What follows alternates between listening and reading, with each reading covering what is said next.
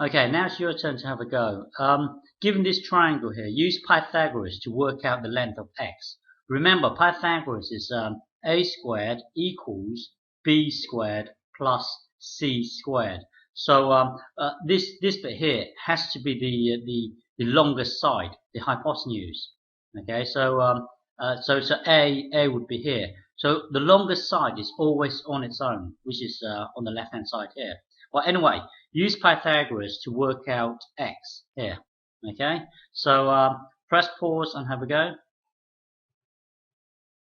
Okay, remember a squared equals b squared plus c squared.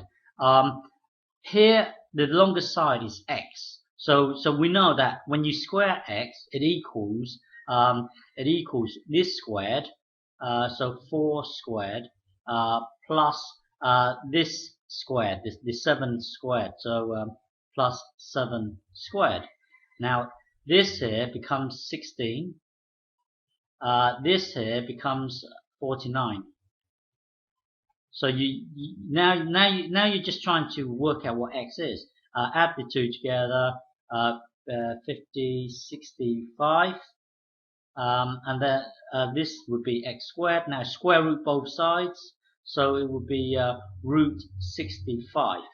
Okay. Then you can just punch into a calculator square root of 65. But we can just leave it as this. So x equals root 65. Okay. So this one here, remember the longest side is always on its own. Okay. Well, anyway, press pause and have a go. All right. So the longest side here would be 7 here. So we know 7 squared equals either x squared first or 5 squared first. I'm going to use x squared first. It doesn't matter. X squared plus this squared, so it would be 5 squared. Now just try to somehow get x on its own. So let's simplify this. This would be 49 x squared here plus 25. So this here becomes 25, and now take away 25 from both sides. Take away 25 from both sides, so it will be 24. This is x squared. Now square root both sides, so it will be root 24. Okay. We can just leave it as this. So this length here is root 24. Okay.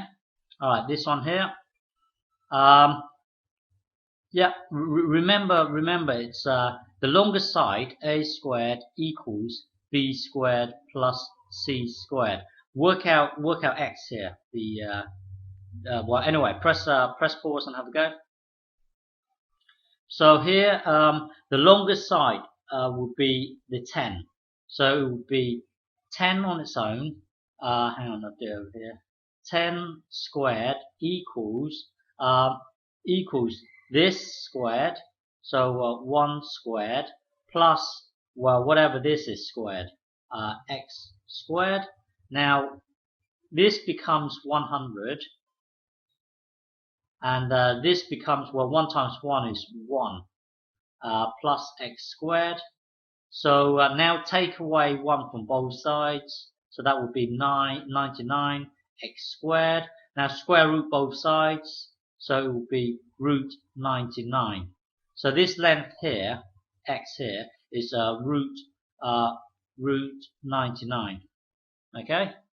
All right. This one here. You've got a triangle, 3 high, 4 across. Work out the diagonal. So remember, a squared equals b squared plus c squared. The longest side is always on its own. So press pause and have a go. So here the longest side would be x. X squared equals this squared. Hang on. Sorry.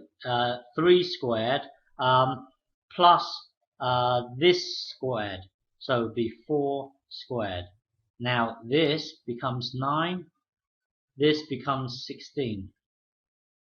So so now add these two together, it will be 25.